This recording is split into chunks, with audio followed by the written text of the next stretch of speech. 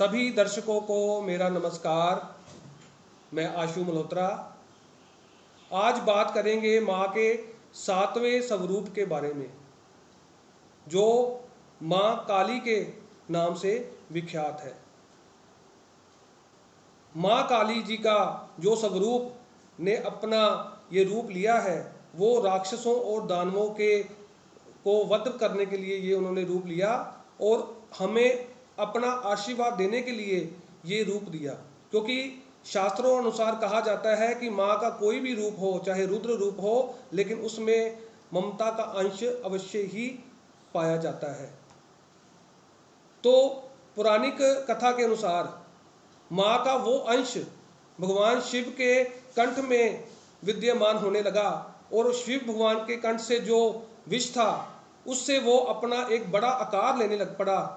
और जब भगवान शिव को उस आकार का अपने शरीर में महसूस हुआ तो उन्होंने अपना जब तीसरा नेत्र खोला तो उसमें से एक बहुत महाशक्ति का अपना रूप उनके सामने आया, जिसका रंग भी कृष्ण वर्ण का था। तो ये माँ काली का रूप है, जिसने भगवान शिव के कंठ से ही उत्पत्ति ली है। तो शुंभ निशुंभ का वध करने वाली महाकाली, जो हमारी 10 विद्याएं हैं, महाविद्याएं, उसमें से सबसे प्रथम रूप में माँ काली का ही पूजा अर्चना होती है। तंत्र की सिद्धि लेने के लिए माँ काली का आशीर्वाद आपके पास ना हो तो आप ये सिद्धि प्राप्त नहीं कर सकते। बंगाल, उड़ीसा, असम में माता रानी जी का खास इस रूप का पूजा अर्चना मानी गई है और वहाँ पे भक्तों को बहुत ज़्यादा सिद्धियाँ प्राप्त भी हैं माँ काली के इस रूप से। तो पौराणिक कथा के अनुसार एक राक्षस रक्त बीज, जिसने घोर तपस्या की ब्रह्मा जी की और ब्रह्मा जी से वरदान ले लिया कि कुछ मुझे ब्रह्मांड में कोई भी पुरुष नहीं मार सकता, सिर्फ औरत ही मार सकती है।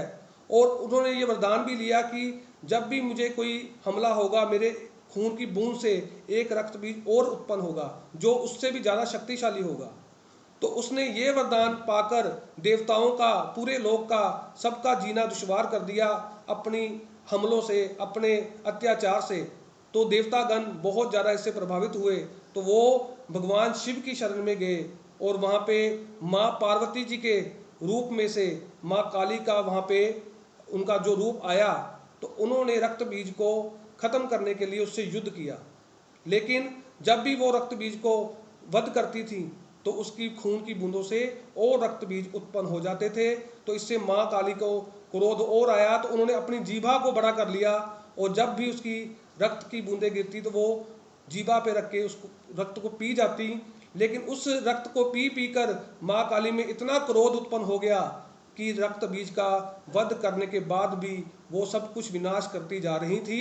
इससे देवतागण भयभीत हो गए और भगवान शिव की शरण में गए और उनसे कहा कि माँ काली के इस रौद्र रूप को शांत किया जाए।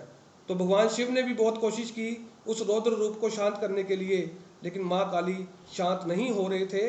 तो फिर अंत में भगवान शिव उनके पैरों के आगे लेट गए और जब उनका पैर माँ काली का भगवान शिव के साथ छुआ तो उनका क्रोध बिल्कुल शांत हो गया। लेकिन उन्हें इस चीज़ का पश्चाताप हुआ कि भगवान शिव के ऊपर उनका पैर आ गया। इसके बाद भी उन्होंने हजारों वर्ष घोर तपस्या करके इसका पश्चाताप भी किया। तो माता रानी की जो पूजा अर्चना है वो रात के समय में मानी गई है।